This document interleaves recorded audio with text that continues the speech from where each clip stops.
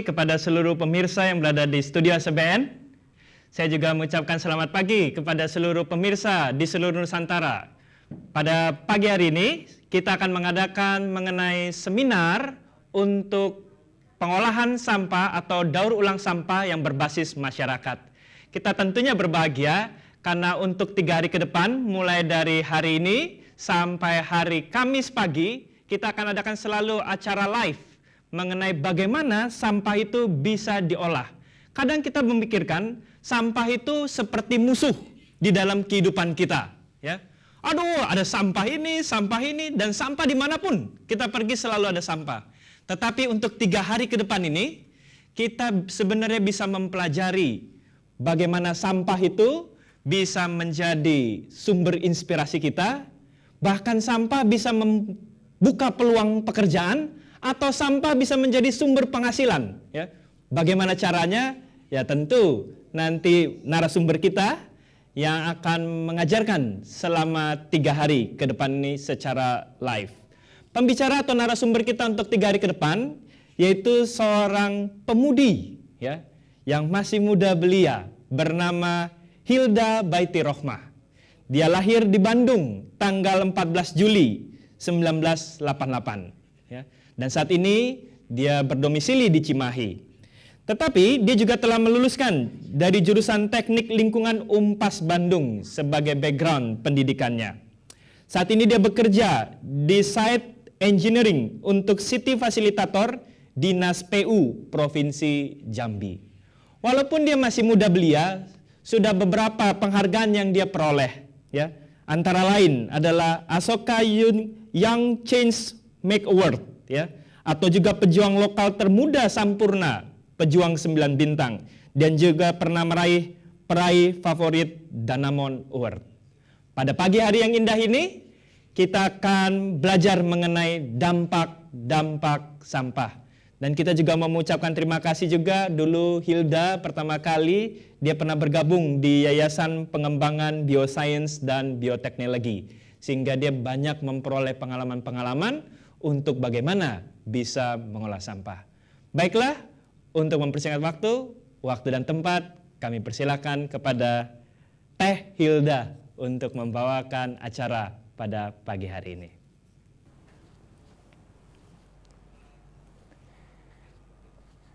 Ya, selamat pagi pemirsa HCBN di rumah.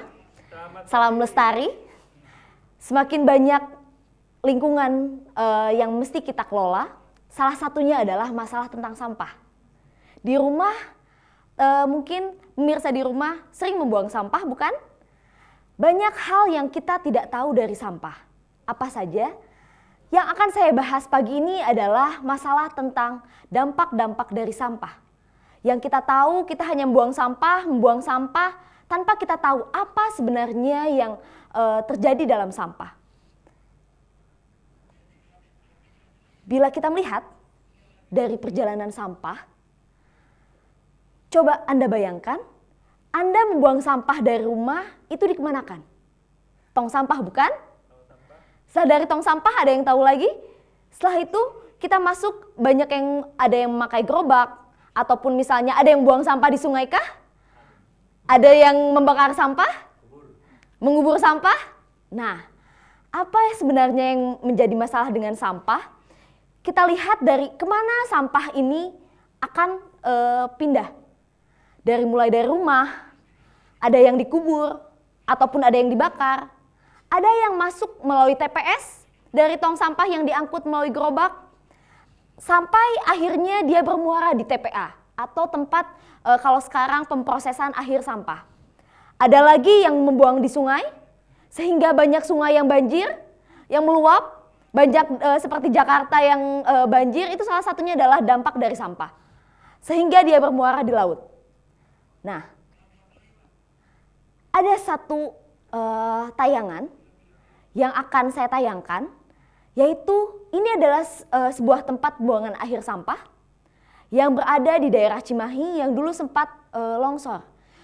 Dulu saya sebelum ini meliput bersama 2 rekan dari teman-teman SMP yang ingin melihat dari tempat pembuangan akhir sampah di Cimahi.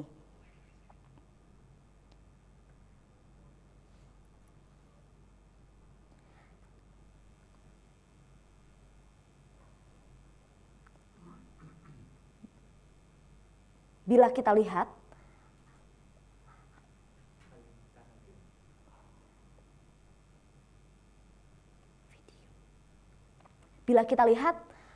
banyak sekali pelajaran yang dari sampah, sehingga kita akan melihat terakhir kali sampah itu akan bermuara ketika di tempat pembuangan akhir sampah itu akan berada di mana?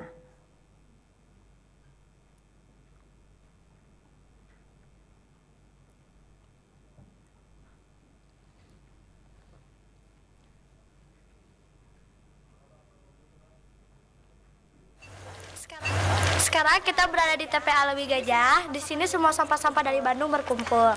Sekarang juga kita akan mewawancarai 2 anak dari daerah ini. Lihatlah sampahnya.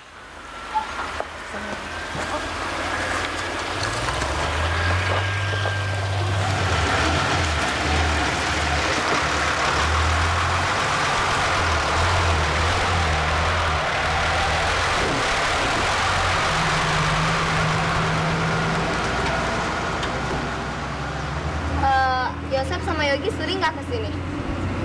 Sering, tapi nggak setiap hari. Kadang-kadang. Sekarang bisa nunjukin apa aja yang ada di sini? Bisa. Bisa? Ya, sekarang nunjukin. Ayo. Ayo sini. Bisa.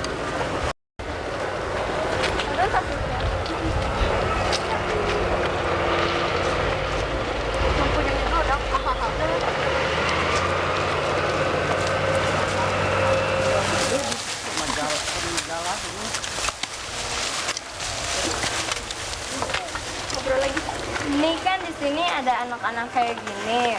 Yosef sama Yogi kayak gini juga nggak? Enggak. Jadi kerjanya gimana? Ari itu kan kerjanya kan ngapain, ngambilin yang kayak gimana?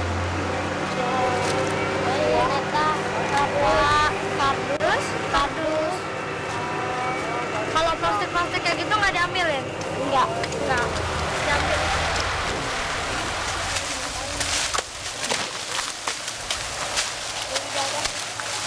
Kalau Yosef sama Yogi mah nggak kerja kayak anak kecil itu? Enggak. Kalau mamanya nggak kerja kayak gitu juga ya? Enggak. Biasanya ngebantuinnya kayak gimana? Ngarungan doang. Oh, buat dibawa ke bandar sana? Enggak. Ada dikarungin atau dibawa kemana pentingnya?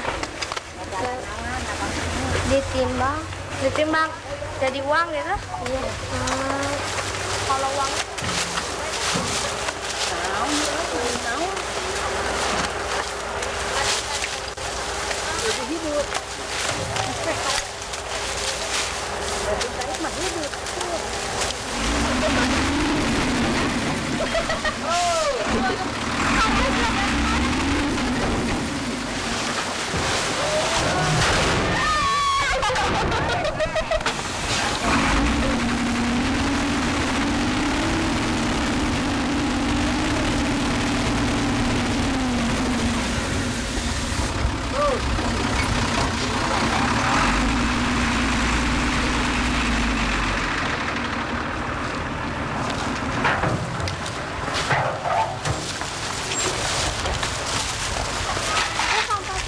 Nah, terus kalau misalnya asap itu darinya dari sana ya? Dari tempat bukan dari bawah sampah, bawah tanah gitu. Kalau dibakar itu pakai apa sih? Nggak dibakar, digimanain? Ada gas. Jadi gasnya diapain? Diapain? Jadi gasnya tuh keluarnya tuh sendiri apa disengaja? Sendiri keluar sendiri. Oh.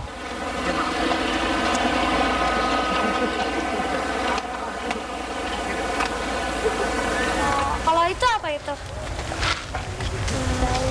Itu saung. Saungnya buat apa?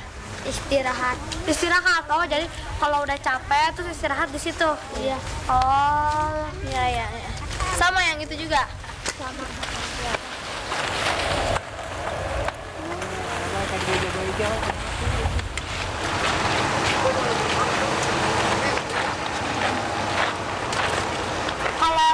kalau udah kayak gini nanti dibawa kemana?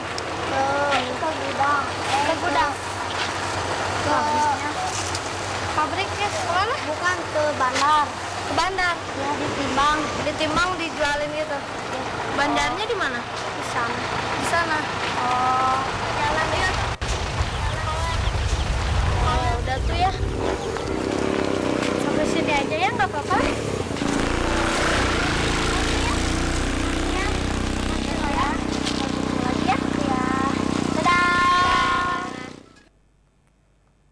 Pemirsa bisa lihat bagaimana sampah ternyata pada saat di akhir tempat pembuangan akhir sampah itu menumpuk begitu saja. Tempat pembuangan akhir sampah Lewi Gajah kurang lebih sudah hampir 13 tahun, tapi sampahnya itu tidak terolah. Sehingga sampahnya terus menumpuk dan menjadi tumpukan sampah. Sampah-sampah dari Lewi Gajah banyak sekali, banyak jenis-jenis plastik yang kalau misalnya pemirsa tahu, plastik yang terkubur dalam tanah yang kita tumpuk itu kurang lebih bisa hancur di alam kurang lebih 200 tahun. Itu paling sebentar. Bahkan styrofoam hancur di alam itu kurang lebih 1000 tahun. Nah, jadi apa masalahnya dengan sampah? Yang kita tahu, masalah yang biasanya kita tahu tentang sampah hanya merusak keindahan. Bila pemirsa di rumah merasakan bagaimana bila lingkungan rumah kita di sekitar tempat buangan akhir sampah? Bau, merusak keindahan. Banyak penyakitkah? Pasti banyak. Nah, bila kita lihat ternyata ada beberapa dampak dari sampah yang memang dampaknya itu sangat besar. Apa saja? Ternyata sampah mengandung racun. Racun-racun yang bisa menyebabkan kanker, cacat pada bayi, kerusakan hati dan ginjal, kerusakan syaraf, bahkan turunnya daya tahan tubuh. Nah, bila kita tahu dengan dampak yang sangat besar ini, dari mana asalnya sampah itu bisa menimbulkan dampak? Para pemirsa di rumah sering makan memakai styrofoam? Sering ada sup misalnya di mangkok styrofoam yang sering dimakan? Nah, menggunakan kemasan-kemasan styrofoam ataupun misalnya banyak di tempat-tempat kopi yang dia itu gelas-gelasnya pakai styrofoam. Nah, styrofoam mengandung satu racun. Jenis racunnya namanya adalah stiren. Stiren dalam styrofoam salah satunya berdampak kanker. Dalam jangka 5-10 tahun dalam sebuah penelitian menyebutkan bahwa stiren dari styrofoam bisa masuk makanan melalui lemak ataupun melalui panas lebih daripada 70 derajat. Styrofoam bila misalnya banyak kotak-kotak makanan yang memakai styrofoam yang langsung dimasukkan ke dalam makanan. Nah, makanan-makanan yang panas tadi mengandung stiren dari styrofoam tersebut. Sehingga bila kita menggunakannya setiap hari dalam jangka waktu 5 tahun, styrofoam itu bisa mengeluarkan racun stiren dan berdampak kanker pada tubuh kita. Ada jenis racun lainnya pemirsa, yaitu dioksin. Dioksin biasanya terkandung dalam plastik, yaitu plastik nomor 3 atau misalnya PVC. Bila plastiknya tersebut terbakar, sehingga asapnya itu menimbulkan dioksin. Dan ternyata bila kita tahu, dioksin tersebut bisa mengeluarkan racun sehingga menimbulkan kanker, cacat pada bayi, lalu kerusakan hati dan ginjal. Ada lagi racun lainnya pemirsa, yaitu logam berat. Merkuri, kadmium, dan timbal. 3 bahan ini adalah salah satu bahan campuran untuk pembuatan plastik. Sehingga bila kita mengkonsumsi makanan yang menggunakan jenis-jenis plastik yang membahayakan, kita bisa menimbulkan dampak dari plastik tersebut, itu kanker, penurunan kecerdasan, turunnya daya tahan tubuh, dan juga cacat pada bayi. Nah, di sini kita akan pelajari jenis-jenis plastik apa saja yang bisa menimbulkan dampak. Mungkin teman-teman di rumah sering menggunakan plastik-plastik kemasan. Ini ada nomor 1 dan nomor 2. Itu biasanya plastik kemasan botol.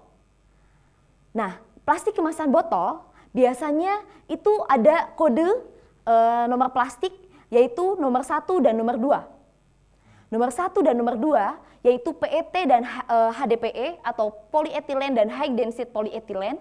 Dia biasanya lebih baik hanya digunakan sekali saja, tapi maksimal tidak boleh lebih digunakan lebih daripada 3 kali. Dan bila kita membuangnya langsung ke alam setelah kita pakai, membuangnya langsung, tidak kita mendaur ulangnya, bila kita membuang langsung, berarti plastik tersebut akan hilang di alam kurang lebih 200 tahun.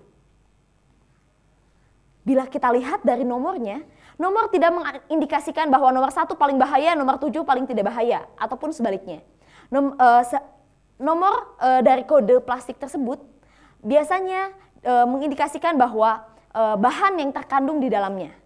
Seperti nomor 3. Nomor 3 adalah jenis plastik paling bahaya, yaitu PVC. PVC biasanya ada dalam pipa.